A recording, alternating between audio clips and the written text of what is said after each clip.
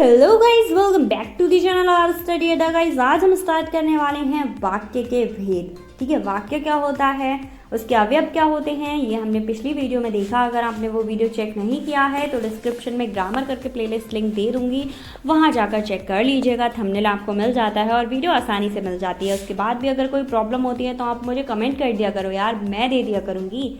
चलिए, वाक्य के 3 भेद होते हैं, संरचना के आधार पर, क्रिया के आधार पर और अर्थ के आधार पर। तो सबसे पहले हम संरचना के आधार पर वाक्य के भेदों की बात करेंगे।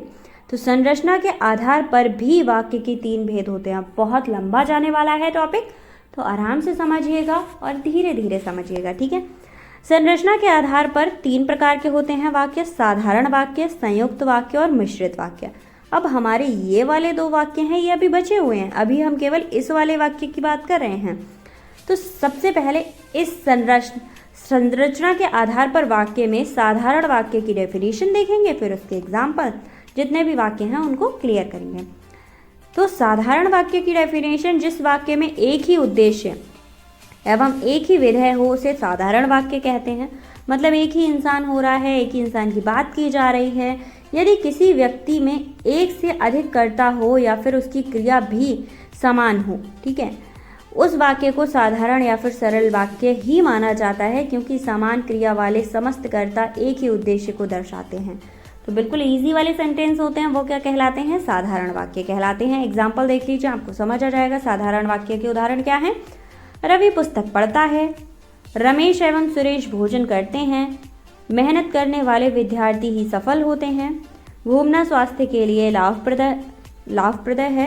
ठीक है, सीता खाना बना रही है। एक ही इंसान की बात की जा रही है, जहाँ पर 2 इंसानों की बात की गई है। रमेश और सुरेश भोजन करते हैं, तो वो काम एक ही कर रहे हैं, वो भोजन कर रहे हैं, बट दोनों एक ही काम कर रहे हैं, इसलिए की जा रही है। ठीक है, इसके बाद आ जाइए आप संयुक्त वाक्य पर। ठीक है, संयुक्त वाक्य में क्या होता है?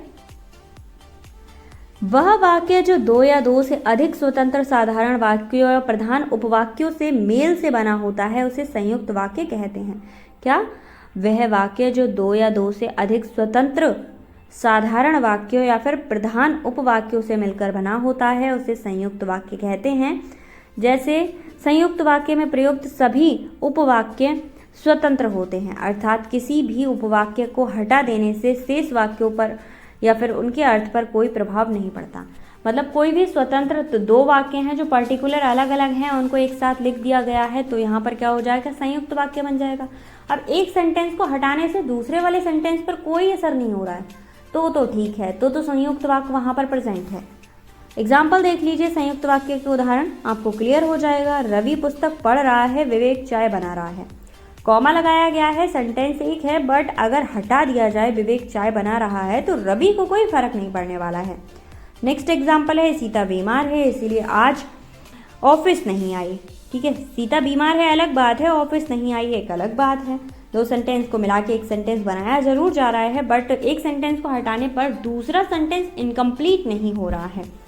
नेक्स्ट है हमारा मिश्रित वाक्य। एक एग्जाम्पल इसका और देख लीजिएगा, मैं घर से निकल ही रहा था कि शंकर मिल गया और हम खेलने चले गए।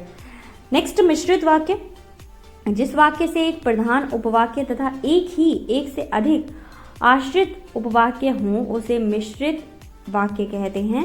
यदि मिश्र वाक्य से सभी उपवाक्य योजक शब्दों से प्रारंभ हों तो वाक्य का अंतिम उपवाक्य प्रधान उपवाक्य तथा शेष सभी उपवाक्य आश्रित उपवाक्य होते हैं। ठीक है, एक बार फिर से बता देती हूँ, जिस वाक्य में एक प्रधान उपवाक्य होता है, क्या होता है, एक प्रधान उपवाक्य हो गया, एक या एक से अधिक आश्रित उपवाक्य हो गए, मतलब दूसरे पे डिपेंड होने वाले। ठीक है, उसे मिश्रित उपवाक्य कहते हैं। ठीक है, एग्जाम्पल देख लीजिए, गांधी जी ने कहा कि सदा सत्य बोलो, हिम्मत करो। नेक्स्ट है, रवि ने कहा कि वह मुंबई जा रहा है। किसने कहा? रवि ने कहा वह मुंबई जा रहा है। जिसकी लाठी उसकी भैंस, यदि तुम मेहनत करोगे तो निश्चित ही सफल हो जाओगे। जो विद्यार्थी मेहनत करता है वह सफल हो जाता है। तो ये थे मिश्रित वाक्य के एग्जाम्पल। आई होप आपको समझ आए होंगे। अगर आपको कोई भी प्रॉब्लम होती है तो आप मुझे कमेंट कर सकते हैं। मिलते हैं नेक्स्ट वीडियो में। उससे पहले अगर आप क्लास 9, 10, 11, 12 से हैं और आपको हिंदी के जीवन परिचय या फिर पूरी ग्रामर चाहिए तो आप मेरे चैनल को चेक कर सकते हैं। अदरवाइज डिस्क्रिप्शन चेक कर लो, वहाँ सारे प्लेलिस्ट लिंक मैं मेंशन कर देती हूँ, वहाँ से आपको बड़ी आसानी से मिल जाएगा। थोड़ी सी जहमत उठाइए और सारा सिलेबस मिल जाएगा। थैंक यू सो मच, मिलते हैं नेक्स्ट वीडियो में।